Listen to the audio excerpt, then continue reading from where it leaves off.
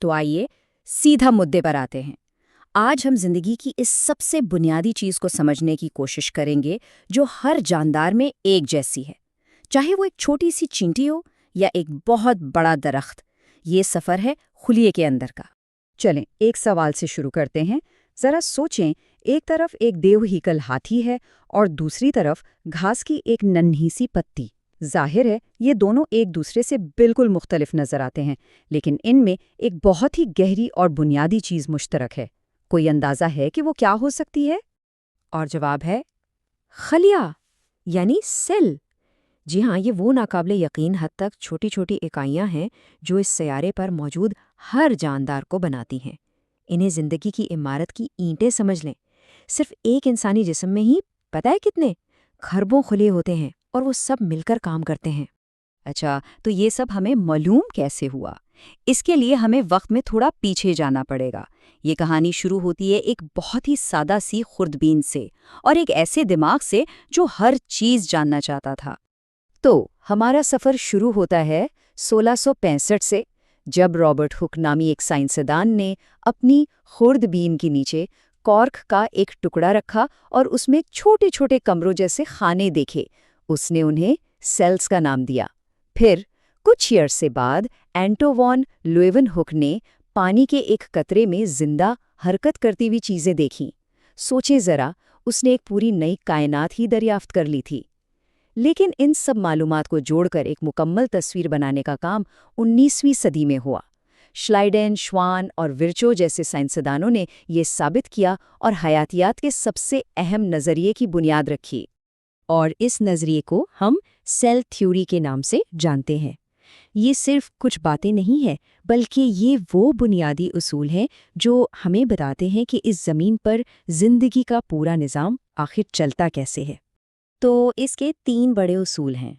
پہلا، ہر جاندار خلیوں سے بنا ہے، چاہے وہ ایک خلیے والا بیکٹیریا ہو یا پھر نیلی ویل۔ دوسرا، زندگی کے سارے کام جیسے بڑا ہونا یا توانائی حاصل کرنا اصل میں خلیے کی سطح پر ہی ہوتے ہیں۔ اور تیسرا، جو کہ بہت ہی اہم ہے، خلیے کہیں سے اچانک نہیں آ جاتے، وہ ہمیشہ پہلے سے موجود خلیوں کی تقسیم سے ہی بنتے ہیں۔ روڈولف ورچو نے اس آخری اصول کو لاطینی زبان کے ایک مشہور جملے میں کیا خوب بیان کیا ہے: اومنس سیلولا اے سیلولا۔ اس کا مطلب ہے ہر خلیہ ایک خلیے سے ہی آتا ہے۔ یہ سننے میں تو ایک سادہ سی بات لگتی ہے، لیکن حیاتیات کی دنیا میں اس کے بہت گہرے معنی ہیں۔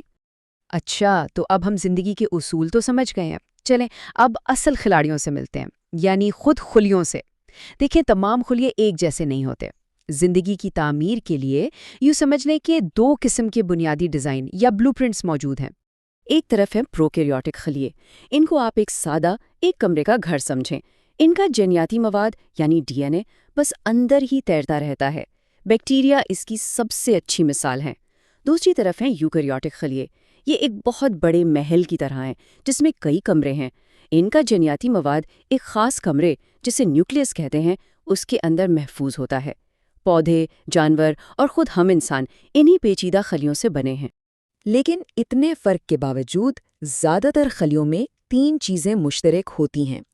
ایک تو حفاظتی بیرونی جھلی جسے سیل میمبرین کہتے ہیں، پھر اندر ایک جیلی جیسا مادہ یعنی سائٹوپلازم، اور ایک کنٹرول سینٹر جو خلیے کے سارے کاموں کو کنٹرول کرتا ہے۔ اور یوکیریوٹک خلیوں کی دنیا میں بھی بڑے دلچسپ فرق ہیں۔ پودوں کے خلیوں میں 3 ایسی خاص چیزیں ہوتی ہیں جو جانوروں کے خلیوں میں نہیں ملتی۔ ایک تو سہارے کے لیے ایک سخت خلوی دیوار یا سیل وال، دوسرا سورج کی روشنی سے کھانا بنانے کے لیے کلوروپلاسٹ، اور تیسرا پانی جمع کرنے کے لیے ایک بڑا ویکیول۔ یہ فرق ہی بتاتے ہیں کہ پودوں اور جانوروں کا طرز زندگی کتنا الگ ہے۔ تو یہ سب جاننا آخر ضروری کیوں ہے؟